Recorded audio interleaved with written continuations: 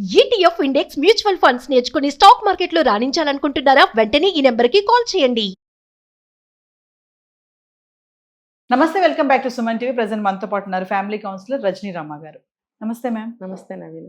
Madam, ఒక రీసెర్చ్లో 53% అంటే 53% మంది వైఫ్ అండ్ హస్బెండ్స్ అంట కలిసి నిద్రపోవట్లేదంట. స్లీప్ డివోర్స్ ట్రెండ్ అని మనం దీని మీద ఒక వీడియో కూడా చేసాం గతంలో. చాలా కామెంట్స్ వచ్చాయి. అంటే పడుకోవడం అంటే ఓన్లీ దానికోసమే కాదు, ఒక ఏమంటారు, అది రిలాక్సేషన్ కోసం ఇద్దరు కలిసి మాట్లాడుకోవడము, పొద్దున్న ఇన్సిడెంట్స్ అన్నీ కూడా మాట్లాడుకోవాలి బెడ్ మీద అనేవి చాలా ఉన్నాయి. కానీ కొంతమంది అది ఇంకొక కేటగిరీగా చూసే వాళ్ళు కూడా కొంతమంది ఉన్నారు అనుకోండి. అంటే ఈ స్లీప్ డివోర్స్ ట్రెండ్ అనేది అసలు ఎందుకు పెరిగిపోతుంది? ఎందుకు వైఫ్ అండ్ హస్బెండ్ కలిసి నిద్రపోలేకపోతున్నారు? అంటే దీనికి ఏమైనా కారణాలు ఉన్నాయా అంటారా? అంటే యాజ్ ఎ సైకాలజిస్ట్గా మీరు, ఒక స్పీకర్గా మీరేం చెప్పాలనుకుంటున్నారు? ఇందులో చాలా రీజనింగ్స్ ఉంటాయి నవీన, ఒక్కటని చెప్పలేము. ఇప్పుడు ఒక్కొక్క మనిషికి ఒక్కొక్క అభిరుచి, ఒక్కొక్క భావం ఒక విషయం పట్ల, అంతే కదా.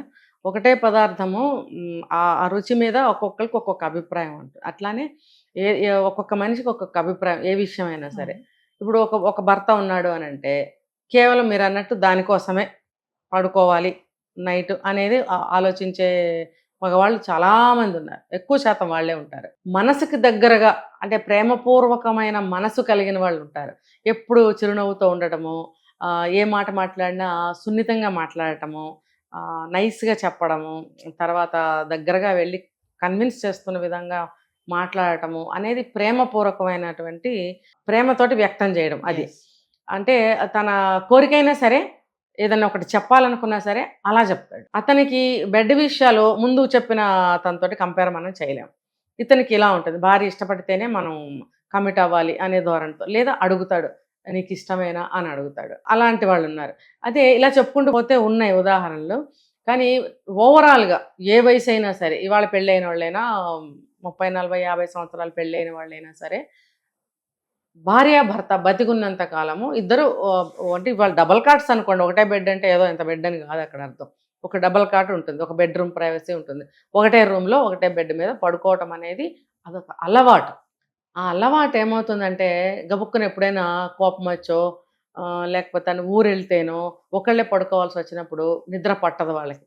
ఎందుకంటే పక్కన ఒక మనిషి అలవాటు కాబట్టి. అలా ఆలోచించే వాళ్ళు కొంతమంది ఉన్నారు.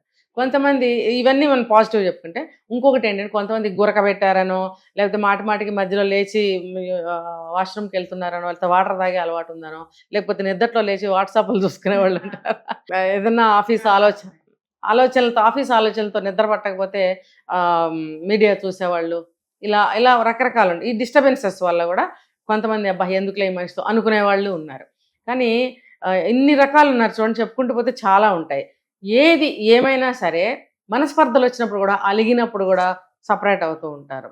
అంటే ఈ 2 విధాలుగా చెప్తుంటూ ఉంటారు. దీనికి మనకి పరిశోధనలు చేశారు. గతంలో కూడా 2-3 వీడియోలు చేసాం దీని మీద. ఏంటంటే ఫస్ట్ ఎందుకు విడిపోవాలి, ఎంత బాధ వచ్చినా ఇద్దరు కలిసే పడుకోవాలి కదా, భార్యాభర్తలు అన్న తర్వాత ఎప్పుడూ కూడా దగ్గరగా ఉండాలి కదా, కోపం వచ్చినా ఇంకోటి వచ్చినా విడివిడిగా ఉండకూడదు అని పెద్దలు చెప్తారు. పూర్వకాలంలో చెప్పేవారు, మరి ఇప్పుడు నాకు తెలియదు. అలా చెప్పినప్పుడు ఆ అమ్మాయినా అబ్బాయినా దానికి కట్టుబడి ఎన్ని కోపతాపాలు వచ్చినా అలాగే ఒకటే బెడ్ మీద పడుకుంటూ ఉంటారు, మాట్లాడుకోకపోయినా సరే. కానీ ప్రస్తుతం గురక పెడితేనో, లేకపోతే ఆరోగ్యం బాగోపోతేనో, ఏదైనా నైట్ వర్క్స్ ఉంటేనో వీళ్ళకి విడివిడిగా పడుకోవడంలో తప్పులేదు. వాళ్ళు నెక్స్ట్ డే ఇంకొంచెం పెరిగిన ప్రేమతోటి ఇంకా బాగా దగ్గర అవుతారు అని ఆ సైకాలజీ ప్రకారం కూడా చెప్తారు. అది కొన్ని సందర్భాల్లో. అది ఇప్పుడు ప్రజెంట్ అంతా కూడా సాఫ్ట్వేర్ ఇంజనీర్స్ వచ్చారు. వర్క్ టెన్షను, వాళ్ళకి డెడ్ లైన్స్ ఉంటాయి, వర్క్ అంతా కంప్లీట్ చేయాలి, సబ్మిట్ చేయాలి, ప్రాజెక్ట్స్ ఉంటాయి. కాబట్టి వాళ్ళు సపరేట్ రూమ్లో వెళ్ళి వర్క్ చేసుకుని నిద్ర వచ్చినప్పుడు నిద్రపోతాం, దానికి అలవాటు పడుతున్నారు. ఇప్పుడు భార్య వంట చేయకపోయినా బయటకు వెళ్ళి ఇన్ని పొట్లాలు పట్టుకొచ్చేస్తున్నాడు భర్త. అరే నా భార్యకి అమ్మగా వంట చేయాలని అనుకునే స్థితి ఆలోచనలో ఉండటం లేదు. ఎందుకంటే తినాలి, నా భార్య కష్టపడుతుంది, తను చేయలేకపోతుంది, టైం లేదు, సో వెళ్ళి గబుక్కని తెచ్చేద్దాం, తినేసి మళ్ళీ వర్క్లో కూర్చుందాం అని ఒక ప్రాక్టికల్గా ఆలోచించే వాళ్ళు కూడా ఉంటారు. కాబట్టి ఇప్పుడు మనం మళ్ళీ వెనక్కి వస్తే, ఇలా ఆలోచనలు ఏవైతే ఉన్నాయో, అంటే క్లియర్గా చెప్పాలనుకుంటున్నాను, భార్యని ఆ అవసరానికి మాత్రమే, రాత్రిపూట మాత్రమే అవసరం కాబట్టి అప్పుడు కంపల్సరీ కలిసి పడుకోవాలి అనే ఆలోచన ఒకళ్ళది. అలా ఆలోచించే వాళ్ళు మనసు కొంచెం మార్చుకోవాలి. ఇప్పుడు ఒక 30-40 ఏళ్ళు గడిచిన తర్వాత భార్య కూడా దానికి అలవాటు పడిపోతుంది. అలవాటు పడిపోయి తను కూడా తన అభిప్రాయాలు ఇంక చెప్పలేదు. మొదట్లో ఏమన్నా మనసులో అనుకున్నా, బయటకి చెప్పినా వర్కౌట్ అవ్వలేదు అనుకోండి, ఇంక వదిలేస్తుంది. జీవితకాలం ఆవిడకి అలా అలవాటు అయిపోతుంది. కానీ మార్పు అనేది ఏ వయసులోనైనా ఎప్పుడైనా తెచ్చుకోవచ్చు. స్టార్టింగ్లో తెచ్చుకుంటే మరీ మంచిది. తర్వాత మాలాంటి వాళ్ళు ఇన్ని మాట్లాడి చెప్తున్నాం కాబట్టి విని ఇది ఇంప్లిమెంట్ చేస్తే మన కాపురాలు బాగుంటాయి అని అనుకున్న వాళ్ళు పాటించారనుకోండి, మార్పు మంచిదే కదా. నా భర్త ఇన్నాళ్ళకి మారాడే, ఆ భార్య ఎంతో సంతోషిస్తుంది కదా. కాబట్టి మారటానికి ఆలోచించండి. ఇదేమి తప్పు కాదు. చాలామంది అందరూ చూస్తుండగా గదిలోకి వెళ్ళరు. పిల్లలు పడుకున్నాక, తల్లిదండ్రులు పడుకున్నాక ఎప్పుడో చూసుకుంటూ ఉంటారు. అది అది మీరు ఏమంటారు, చట్టరీత్యా మీరు భర్తలు, మీ తల్లిదండ్రులు, మీ తాతలు వాళ్ళందరిని చూస్తూనే మీరు పెరిగారు. మీరేం తప్పు చేయటం లేదు. అది ఇద్దరు మనుషులు కలిసి ఉండటానికి కలిపిన బంధం పెళ్ళి అనేది. కలిసి పడుకోవటంలో తప్పు లేదు. అంటే పిల్లలు చూస్తుండగా ఏదో పనులు చేయమని కాదు నా ఉద్దేశం. ఏ సందర్భానికి ఏ సమయానికి ఆ బిహేవియర్ మనం మార్చుకుంటూ ఉండాలి. ఇప్పుడు పిల్లలందరూ వెళ్ళిపోయారండి, భార్యాభర్తలే ఉంటారు అనుకోండి, ఇలాంటి వాళ్ళు చాలా, వీళ్ళు ఎక్కువ సమస్యలు ఎదుర్కొంటున్నారు ఈ మధ్య. నాకు చాలా వినపడుతున్నాయి. ఏంటంటే నాకు కూడా కొంతమంది చెప్తూ ఉంటారు, ఎక్కడికైనా వెళ్ళారనుకోండి, ఏంటి మీరు రాలేదంటే మాకు చెప్పలేదండి, ఆయన ఒక్కడే వెళ్ళిపోయాడు. ఎందుకు, కొంత వయసు వచ్చాక భార్య కొంచెం డౌన్ అవుతుంది, కొంచెం అందం తగ్గుతుంది, తర్వాత కొంచెం ఒక పెద్దరికపు ఛాయలు వస్తుంటాయి, ఈవిడ సమాజంలో మిక్స్ అవ్వలేదులే అని చెప్పి భార్యలను తీసుకెళ్ళరు. కానీ నువ్వు షైన్ చేయొచ్చు కావండి. ఫలానా చోటకి వెళ్తున్నాము, ఫలానా వాళ్ళు వస్తారు, ఫలానా ఈవెంట్, ఇది ఇది అని చెప్పావనుకో, ఆవిడ జనరల్ ఐడియా ఉంటుంది. ఆవిడ అక్కడ మిక్స్ అవ్వగలగడానికి ట్రై చేస్తుంది, మిక్స్ అవుతుంది కూడా.